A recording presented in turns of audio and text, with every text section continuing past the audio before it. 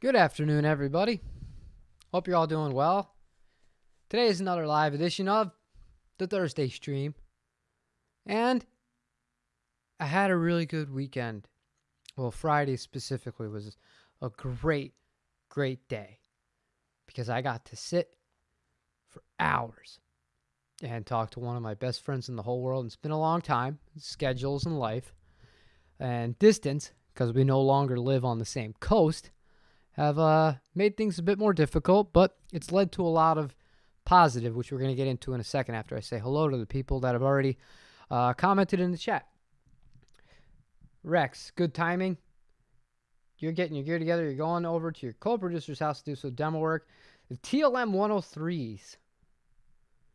Man, I remember for a while when I was in school for production, they were really frowned upon microphones, the 103s. They're poor man's Neumann. And I had one instructor in particular that just loathed them. And looking back on it now, like I didn't know much about mics. And I for whatever reason, that stuck with me. And I took it to heart. I look at it the same way some people are with really high-end guitars. They're like, well, think about PRS, for example. For a long time, long before the S2 range, when all you could get was either the SEs that were Korean made or a core. If you didn't have a core, you didn't have a real PRS. You know, he felt that way about Neumanns, specifically the 103s. If you had a 103, there's no point. You could buy a better mic for less from a different company. Save up if you want a Neumann, buy yourself a U87 when you make it. So I know that's a little bit off topic. Well, kind of, but I think it kind of made me laugh a little bit. I haven't thought about that professor in a while. I wonder if he's still teaching there. Hey, Tony, and you're going to go start work? Have fun. Have fun. Try to make the best of work. That's all you can ever do, right? Hi, Dad. I see you got a new emoji. I like that. Microphone snobbery. Well, it's snobbery and everything now, isn't there? Not just microphones, not just guitars, amplifiers, cars, you name it. Clothing. Where isn't there snobbery? And just for you, Mark Leford, again, taking the top off, so there will be no dolphin for today. But what had happened was, I'll give you a little backstory to tell you where things have kind of landed at right now. So my buddy told me, Dave, that he was going to have some free time. I had him set up with Universal Audio Volt. I bought him one of those packages. Not that he needed the money, but he's the kind of person where you need to take the initiative sometimes with things, and it's just small things with friends. But it came with the microphone, and it came with the headphones. This is about 2 months ago, and the holidays was a bad timing. He's got a little girl, and he's traveling all the time. And finally, he's like, I'm gonna have some time. I'm gonna be in my place in LA. He's like, you want to try and get this to work? I was like, hell yeah, let's do this. And I thought it was going to be on last Thursday night because he told me that during the stream last week. And it ended up happening on Friday night. And I was like, you know what? I'll turn the camera on as far as recording it, because we did it the same way that we're doing this right now, except he was on the other end. And maybe I'll post it and it'll be like a podcast episode, whatever. Because we don't really do those anymore here. But it ended up just being this like 4.5 hour conversation. And it was great. I almost expletive, but YouTube frowns upon that. It really was great. And by the end of it, I had that thing that you don't get all the time as a musician. And when it comes, you got to pounce on it. And that's just like that burn, like, all right, I don't really care about anything else. Like, well, let's get some ideas down. Let's go back. We'll revisit some stuff. Let's start sending each other files. See if we can get some music written again. And yeah, I've been sending them some sessions, and I sent Ian a few of the ones that I was working on, and also just little voice notes of ideas I've had. And one of them came from a YouTube video, a demo that I filmed. And I was like, wait, that actually would work really good here. And it's just been great. and shooting ideas back and forth, and he's got input on things. We're trying stuff, and it feels so good communicating with somebody during the creative process. It really does. Because when you're the guitarist, even if the person you're working with, like they're a singer, for example, because he's the singer, and really with most of the instrumentation, I did like 90% of it. He did the bass on 3 of the songs on the last album that we did together, and I did everything else, and he did all the vocals. But like, he plays bass, and he understands a lot about like song structure and stuff like that, and him kicking me back ideas. He's just like, all right, right here after this chorus, why don't we try this right here? And then I'm like, cool. I go right into Pro Tools and I chop it up. I'm like, you mean something like this? And he's just like, yeah, just like that. Or no, like, try this. It's so refreshing. It is so nice to just be back in that kind of environment. And I realized that this, the YouTube thing has been kind of suffering due to that. But all in all, it's been a net positive for me, because I'm working on music again, like really working on music, and it's great. And it's nice to catch up with somebody. It's like, it's just a good feeling, even just to see like how they're doing. Even if nothing came of it, it was just nice to talk to the guy. But let me check on some comments here. I saw a few. Go back to your homework. Yeah, you bought a kit guitar. And the first thing Rafa is he bought another guitar. 335 quilted top. You bought a kit 335. A kit 335. Is it a bolt-on? I'm interested in hearing more about that. Do we do a yellow and orange burst, or blue and purple, or just light blue and gray? If it's your first time doing, if it's your first time doing a dye, actually it depends. Are you spraying or are you dyeing?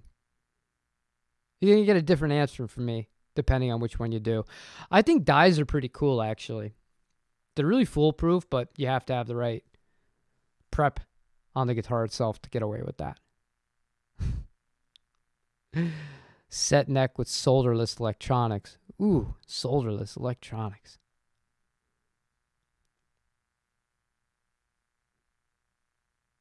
Just dye it. Stain it, yeah. Pick one color and commit to it. And use less than you think you need. Do it incrementally. Take your time. And make sure to wipe off the excess so nothing globs up. That's how you learn to do things. If you start off with something that's more complicated than that, your margin for error is going to go up. So just ease into it. Unless you really don't care. In which case, spray away. Sorry, I got a bit of a cold here. But, no, man, I mean, it's just been weird. If you guys would ever want to see any of that conversation, I'd post it. But it ended up being, just me and my friend talking. And what that led me to looking at immediately was a few pieces of studio gear. I saw the SSL. Now they have ADAT preamps. That has me very interested.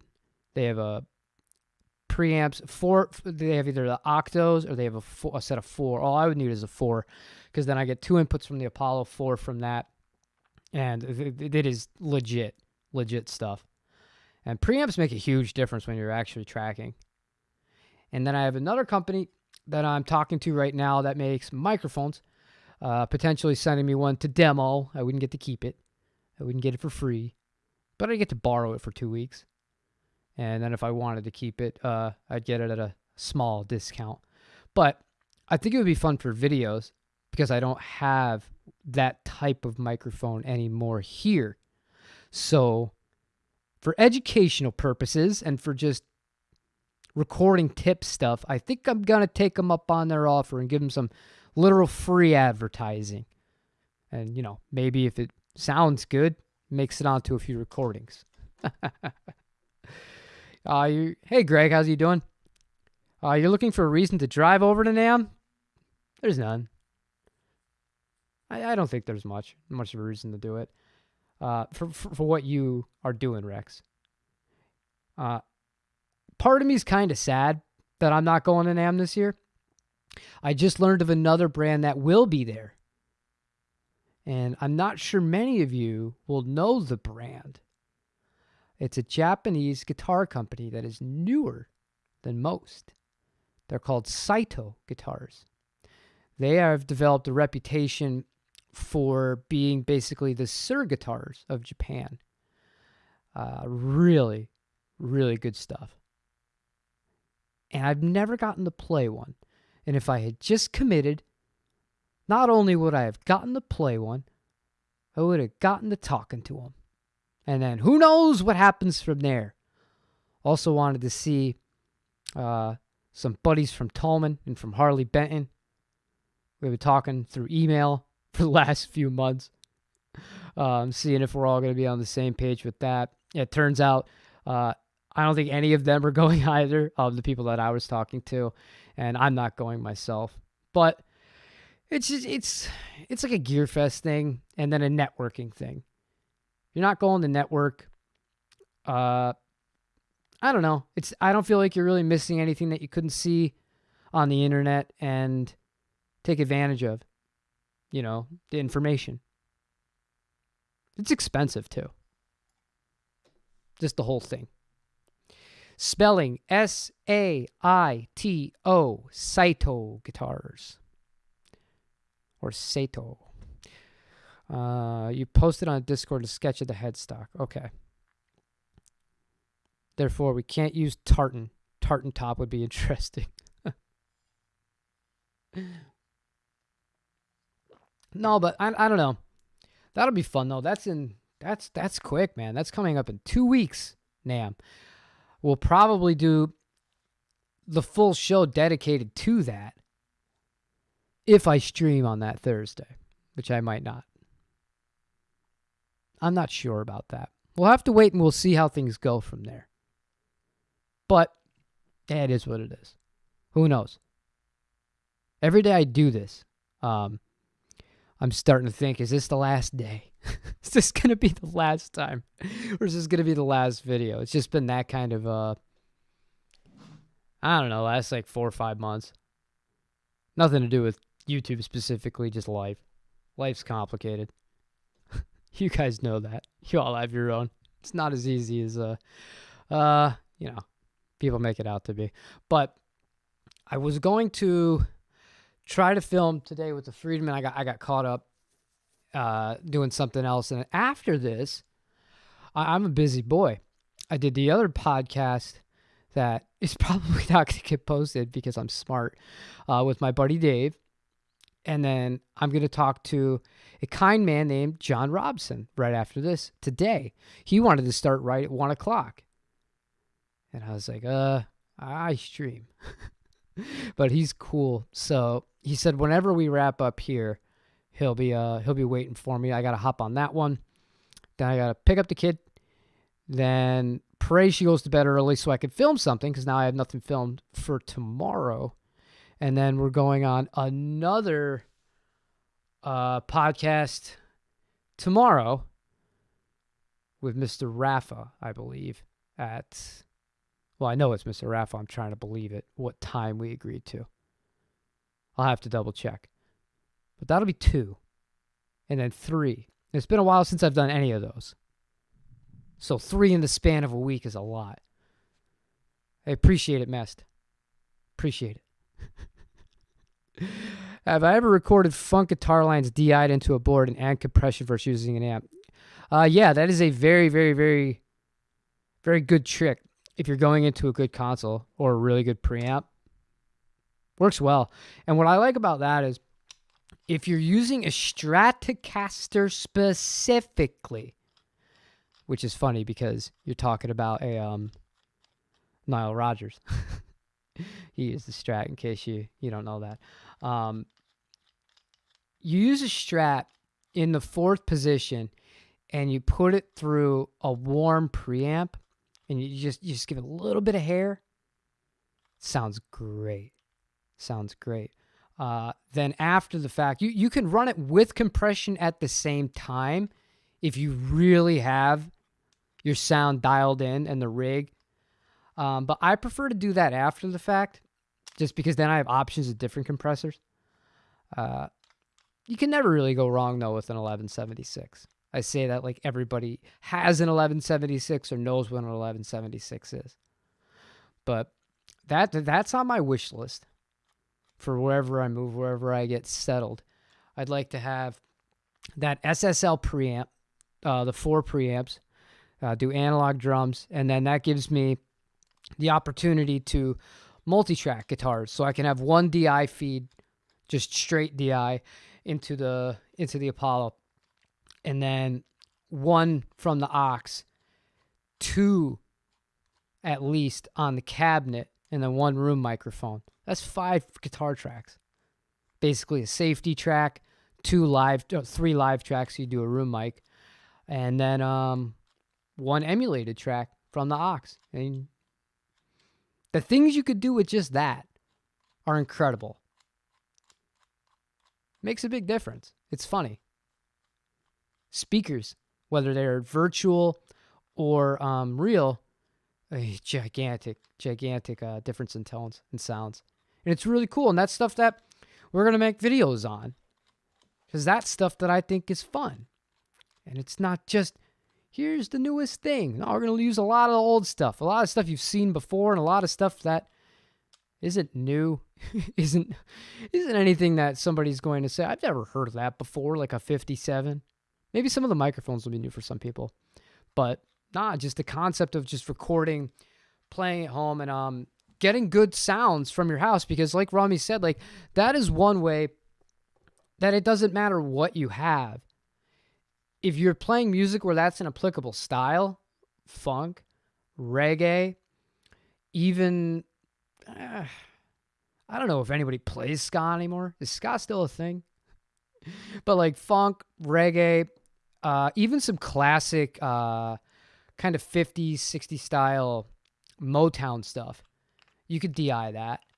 And that'll sound great. That'll sound absolutely great going DI right into a board or a decent interface. You definitely want a Gretsch hollow body someday. You've seen some kit build and it seems promising. Can't decide between that and saving my pennies just to buy one. Well, building your own guitar is fun. Building your own guitar is a gratifying experience. Building your own guitar, I'm trying to list all the positives here before I get into the negatives, teaches you a lot of things. On to the negatives. Building your own guitar will result in, if it is a failed project, you're completely stuck, especially with that style of guitar. Because if you screw up a parts caster telly, Jag, Jazzmaster, Strat, any bolt-on guitar, you could always part the thing out really easily. And you might not get all your money back. You get a decent chunk. You screw up a set neck guitar, and if you put decent money into it, that's a bit different. You got to pray somebody's going to want your husk. And then wiring it is not as easy as it is for a traditional guitar that will have a control plate or a pick guard. Unless you do old school Gretsch style with the big old circle in the back. Those are cool, man. They're cool. I don't know if I would want to undertake building one of those as my first endeavor, though. It's something to think about. You have you have an 1176. Well, there you go. See, Rami, you got good taste, man. You know what's up. Why are you asking me questions you know the answer to? You know Niles Rogers. You know all about the technique, and you got the right compressor to do it. What are you using for a preamp? Or are you going straight into the compressor like a madman? That's a fun way to track bass guitar. Just skip the preamp entirely. Just go right into the compressor. That's really cool. Especially if you crank it a little bit. So you get a little bit of like fuzz almost on it. You really, really push it. So it's like slamming. It's cool for that. That sound is also really cool if you have a stereo set of compressors or just a different brand of compression where you can push drum overheads or just already mixed and then panned kit entirely. You have all of the individual tracks sent to one bus within the DAW and have it go to that one compressor and you just smash them. Sometimes that sounds really cool, compression. You see, man, this is the kind of stuff I talk about all day. I love recording. I have so much fun doing it. I really do. You got the UA Max pedal, the 610 LA2A, the Dynacomp. I know the Dynacomp. You have all those pedals? You're using the preamp emulation from the Apollo though, when you go in, because there ain't no 610 pedal, my friend. Not that I'm aware of. Although you can get a 610 preamp that's a standalone one channel. You already know that. It's expensive. A lot of people that don't go into pro audio will look at that, something like that. I think they're like $900 these days, and they'll be like, that's a lot of money. But in the grand scheme of things, if you're only doing one or two tracks at a time or songs that don't require a ton of tracks and you want like one like really awesome analog preamp, the 610 is a really, really good shout. I love those things. You know enough to ruin things. Oh man. I know enough to ruin everything. You have no idea. I don't think I've ever met anybody in my entire life that is better at ruining things than your buddy Jim. That goes well beyond music. Hey Lee, how you doing? And Sean. What's up, y'all? Parallel compression, yeah. There are so many fun tricks with mixing, but you have to have something worth mixing, or you have to have something tracked to begin with before you can even start messing around. Now, don't you? What happened is my friend built a kit, and I was pleased with the feel and the sound. I've been meaning to do something like that, and you just jumped in. Now, I had fun with it. Whatever finish you decide to do on it, well, really what I meant to say is, whatever finish you want to do on it, regardless of how difficult you think it is, just do it. And if you screw it up, strip it and do it again, and strip it and do it again, and strip it and do it again. You'll learn. And then it's just another skill that you've acquired. You spent a lot of time practicing and gigging. You're inexperienced at recording. Yeah, it's. I know a lot of people that had almost no experience gigging, and they're really good when it comes to the recording part of it, whether that's knowing how to set up at home or when they're in a studio, just they're aces. They don't know anything about the gear, but they can sit down and just lay down, and within like 2 or 3 takes, like everything's just like done, totally done. And that's not always the case. I'm not somebody that can do that on most things. I'm fairly quick, but I'm not like a precision surgeon like some people are. They're nuts with very complicated parts. It's all different skills. That's all. The Max pedal does that? The Max pedal has a 610 in it? I didn't know that. And by 610, obviously, it's an emulation of a 610. Let me see here. Let me see, UA Max.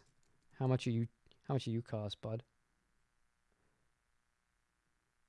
Oh, that pedal. I have seen that. I did not realize, you know why? It doesn't say it on the front. All it says is preamp.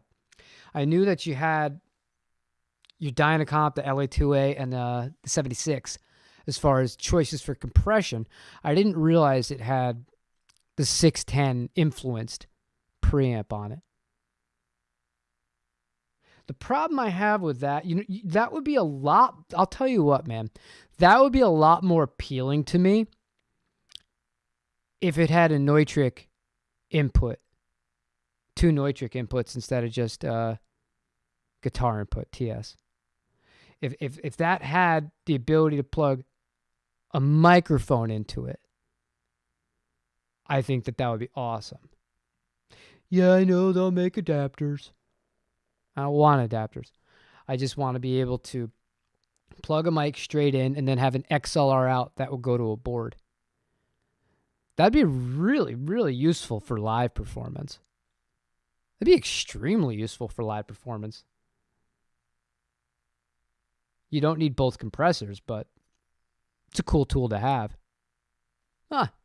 See, you learn something new every day. I'm here to learn too.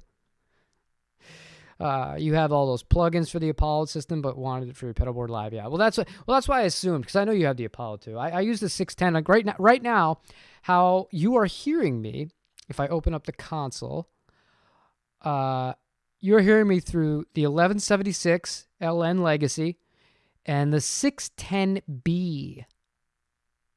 The 610B microphone preamp. Let me see if it will do something here. Display capture. Well, let me do this. I could show you guys. Oh no, not the full display. Oh no, I didn't want that. Oh God, my computer's having a panic attack. Normally I'm the one having a panic attack. Okay, control center, no. No, UA console. Okay. Does this work? Oop, something screwed up. Hold on. No. No.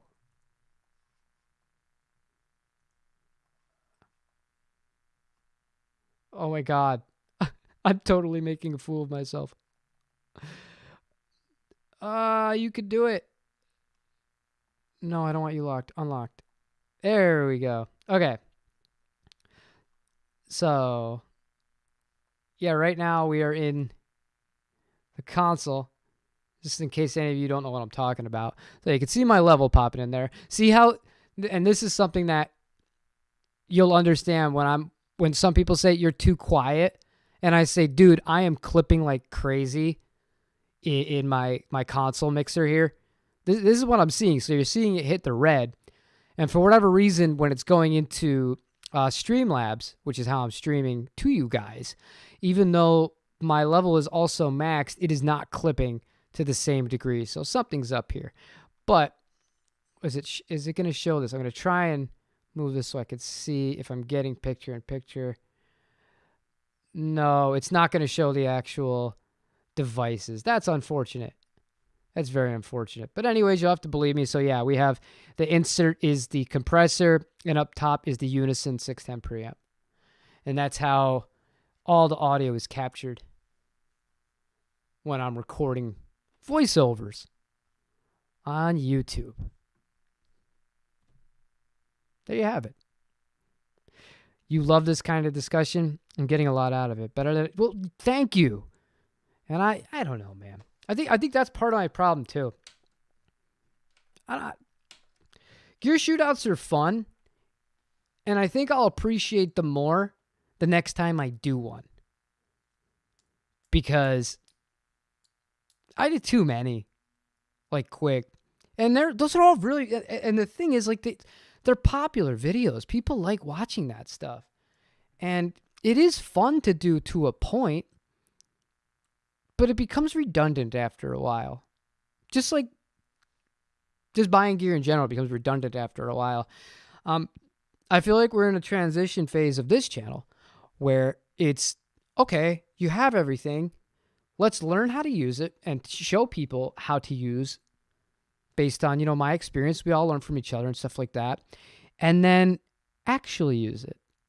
Put it into effect. And then break it down after the fact in Pro Tools. We'll open up sessions and check things out and talk about the recordings.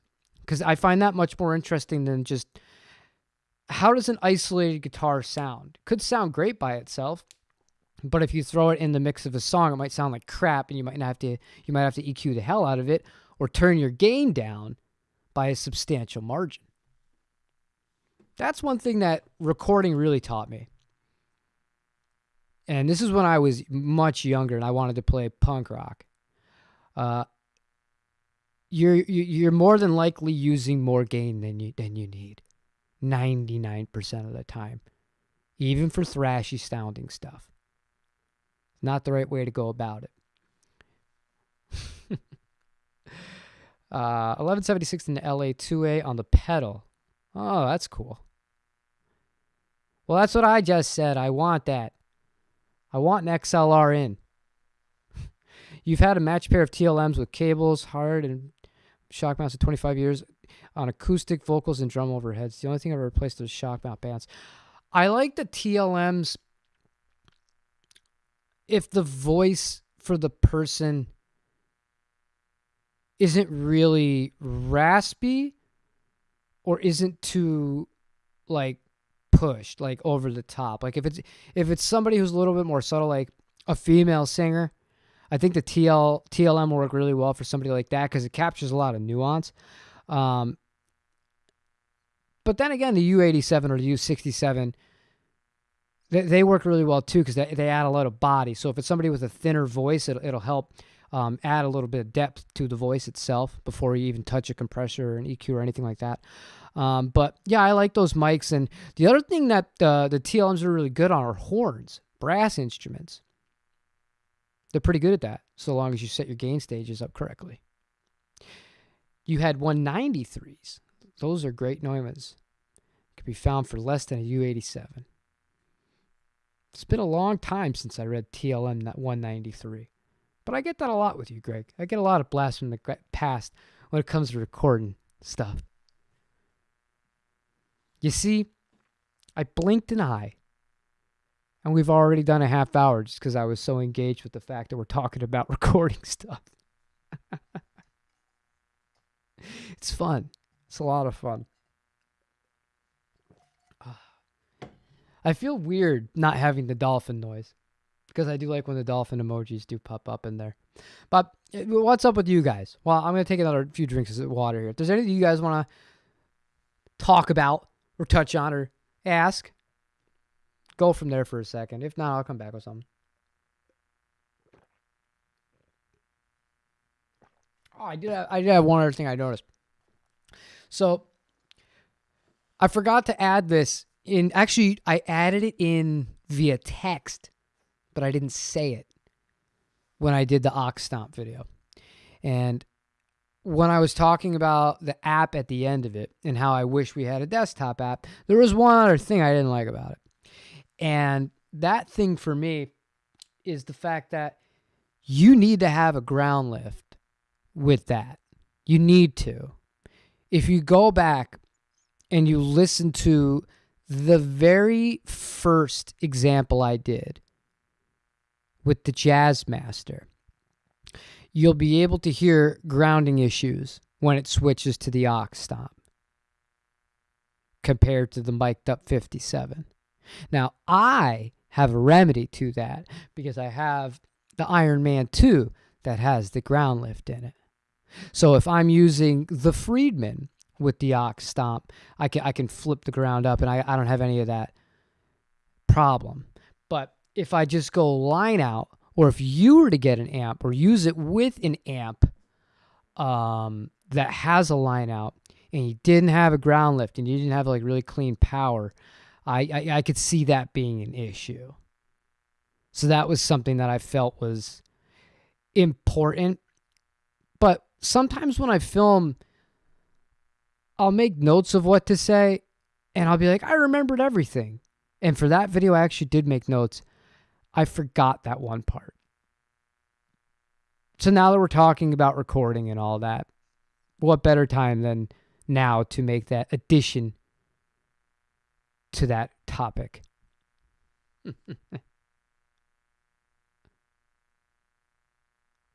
No, Raph, I don't, because I don't give a shit about guitar plugins. I don't like them. I don't like them. There's a guy I really like. It's not John. And I don't say that because I dislike John. I'm thinking of one Helix guy though. And like all he does is line 6 stuff. But I learned something really cool from him about using any device that works with MIDI as a basically a Stompbox controller for Helix Native, which is actually really useful used in corporation with my rig, because everything I do is a hybrid now. I'm getting real mics and I'm getting the other stuff. And yeah, I'll tell you this though, Rafa. The more you're going to record and the more you're going to dive into that world, whether it's plugins or somebody who's doing it, like Sean, you know who I recommend watching is Sean Tubbs. You want to learn about recording guitar? Listen to that guy. He knows what he's doing. He's doing it with real gear. That guy knows his stuff. And he's a hell of a player. He is a hell of a guitarist. Seems like one of the nicest guys in the whole world. Everything's analog, baby. Great setup. Very knowledgeable. And my point was, you learn a lot about industry standards and how certain companies do certain things with levels. And eventually you'll get to the point where you realize compression ruined a lot of modern music thanks to a few records that happened. What would you say the most influential ones are, Greg, that really ruined how over-compressed most music became? Late 90s? That's when it really started going nuts. There used to be this thing called dynamic range. So, if you ever were listening to some old records that were mixed well on like quality, like really quality reference speakers, right? Like, even if you don't like a band such as Steely Dan, they're going to be my example band. If you listen to old Steely Dan records through like really good reference monitors, what you hear in the room at volume is insane. Because there's space for everything and all these different sound frequencies. It's not smashed with compression. And it has so much more life to it because of it. Earlier, we were talking about the 1176s being able to provide a lot of cool sounds for either a vocal, in my example, or for a bass guitar. For just like adding a little hair to something that might seem a little bit weak, and you could do that for sure. But what I'm talking about here is once the track is done, just like the master compression is so over the top that it's just like the entire song, like the dynamic range starts off like here, you have like your extreme lows and then your super highs, and all of a sudden the lows are going to stay the same, but the highs, and then it all starts to sound really uniform. For some styles of music, it works. It's not ideal to me because I'd prefer to hear a wider range because you can fit more things into a wider range as well. You have a more complicated arrangement. But, yeah, it's cool to think about. You learn so much. You learn so much. Like, I have, like Rummy said earlier, he said something about himself, enough to know how to ruin something. I have just enough recording knowledge and experience to know that I don't know a damn thing while knowing my way around in that environment, if that makes any sense. Like, compared to real geniuses, and like, or even just like a real engineer, I'm a total fool. I'm a total fool. I don't pretend to be anything else. But it's, you can really like, you can learn so much. You really can. And it's fun. Yeah, late 90s. That's what I thought. Digital recording. Once people started seeing a screen, they wanted the meters pegged, I guess. Yeah. I was dating a girl, and she was into this British girl, singer. I can remember her brother's name now. And she actually had a song named after him called Alfie. What was her name? She was really popular for Lily Allen. I remember hearing a Lily Allen record, and she loved it. We actually went to see her at the Gramercy live in New York. And when I heard the album itself, I was just laughing. I was like, this is so smashed. And she was probably smashed too, Lily Allen. She had a thing for drinking. But like just the levels of it, I was like, this is kind of too much. And at that time it wasn't as common, cuz digital trends were just starting, as Greg alluded to. Hope you're doing good, Ian. You tried it with Helix Native, you think it made a difference. That's cool. Hold on. When recording yourself doing guitar, I find recording sections is easier to balance performance and engineering. I used to go for full takes and punch to fix mistakes. The former is more efficient. It depends. That depends on you in your confidence in recording, how tight you are.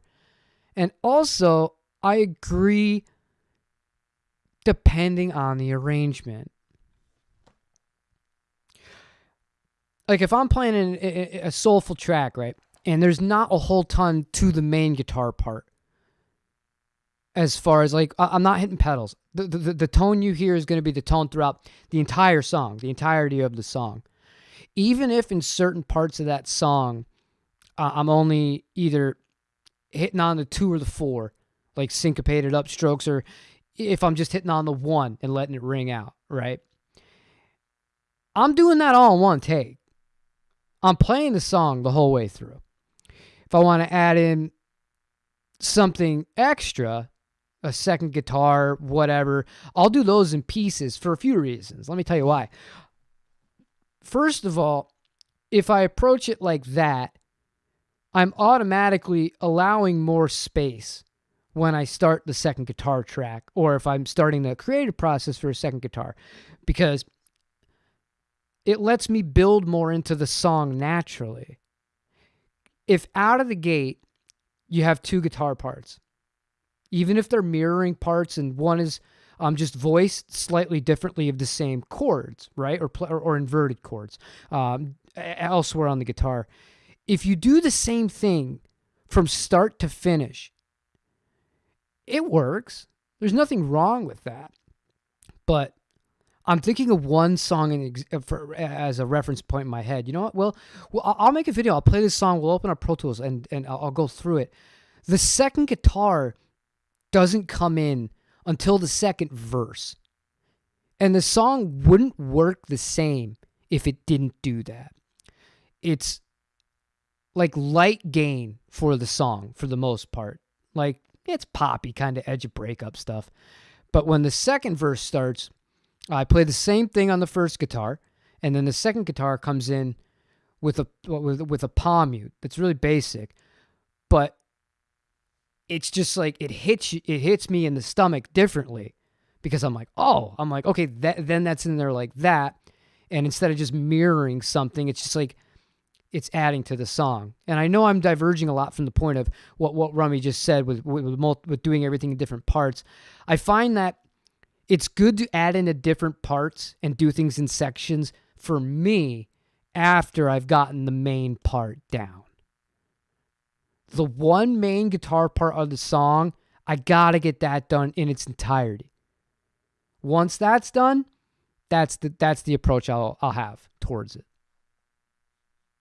That's just me. Some nobody on the internet that you guys tune into every week.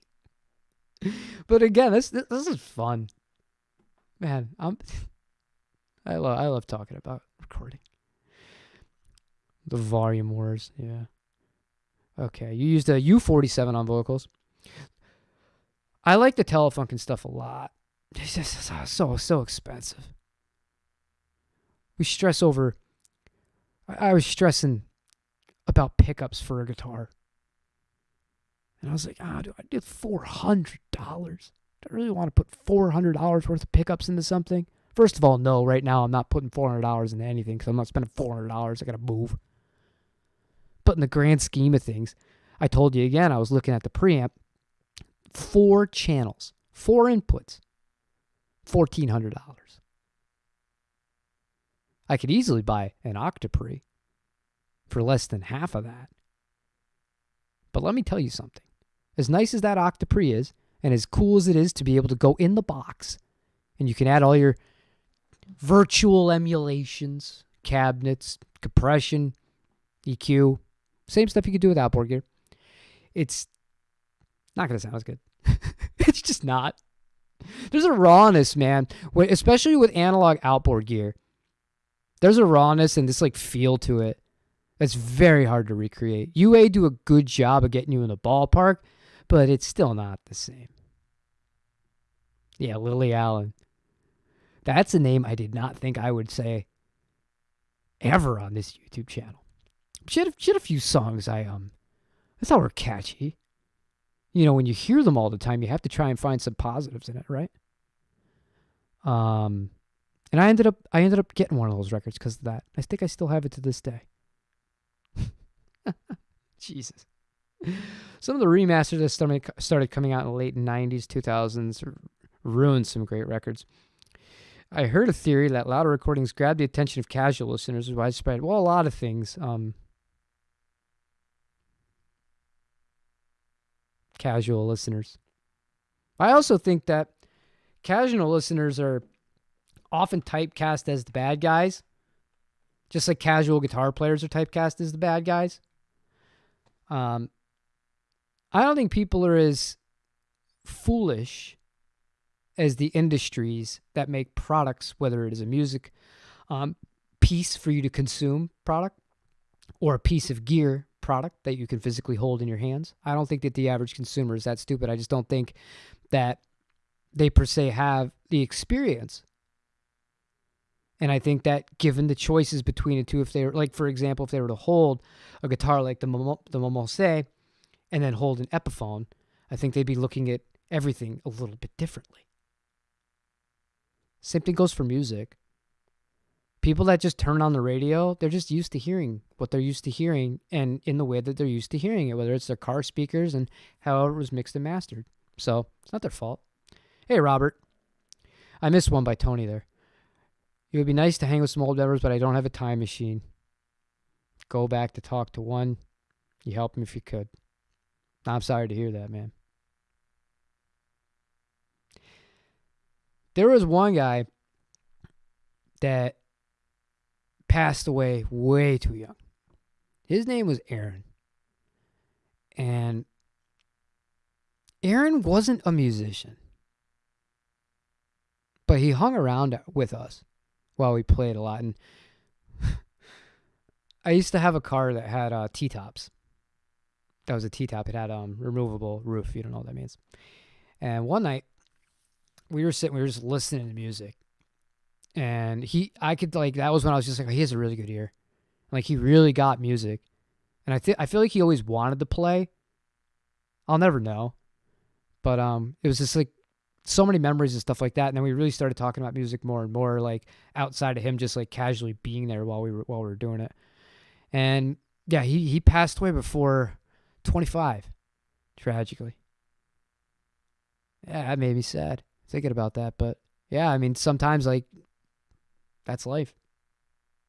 That's life. And if we could have gone back and helped him, if I could have gone back and talked to him about, you know, some problems that he was having, I definitely would have. But sometimes you don't know, or sometimes you don't feel it's your place, and sometimes you live to regret it.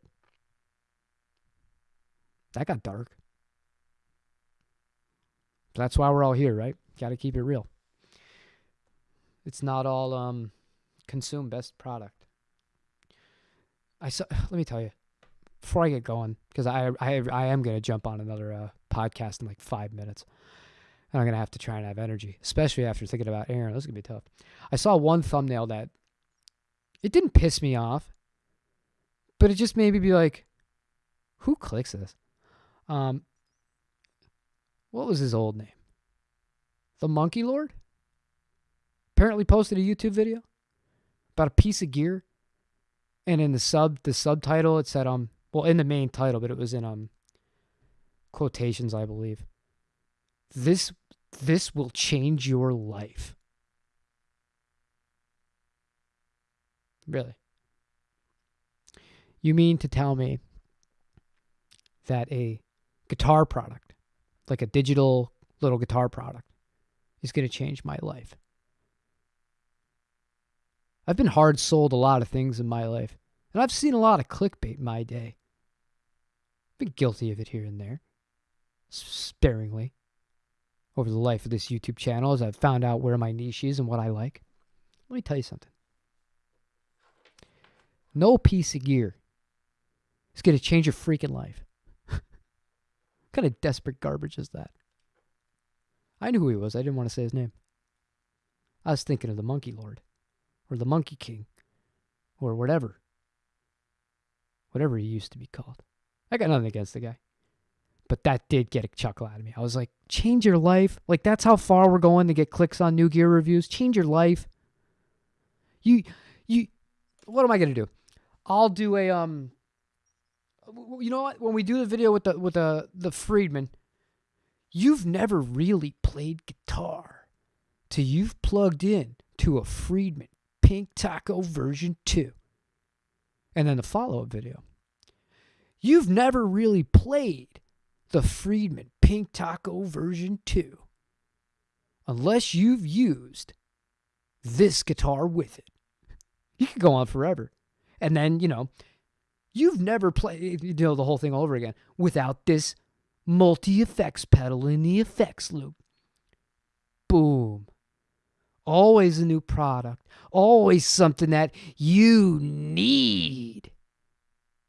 It's going to improve your life, damn it. That pedal is going to make your rent lower. It's going to make your grocery store chips happier. When you're in traffic, an hour or two on your way home from your 9 to 5, let me tell you something. You're not going to mind. Because when you get home, you have a Nux digital guitar pedal waiting for you. How about that?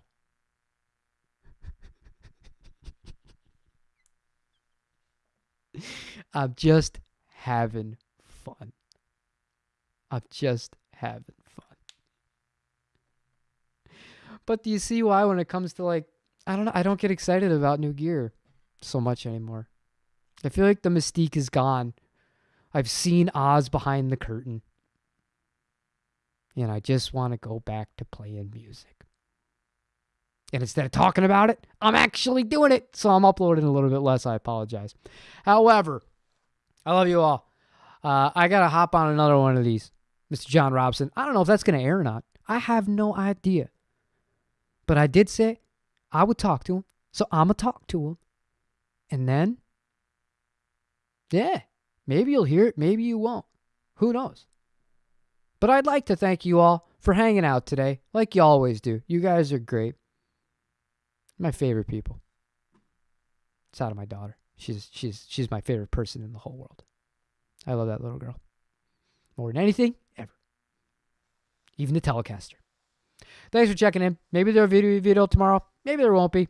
But there'll be something either Friday or Saturday. One of those 2 days. Have a great weekend. If I don't see you, take it easy.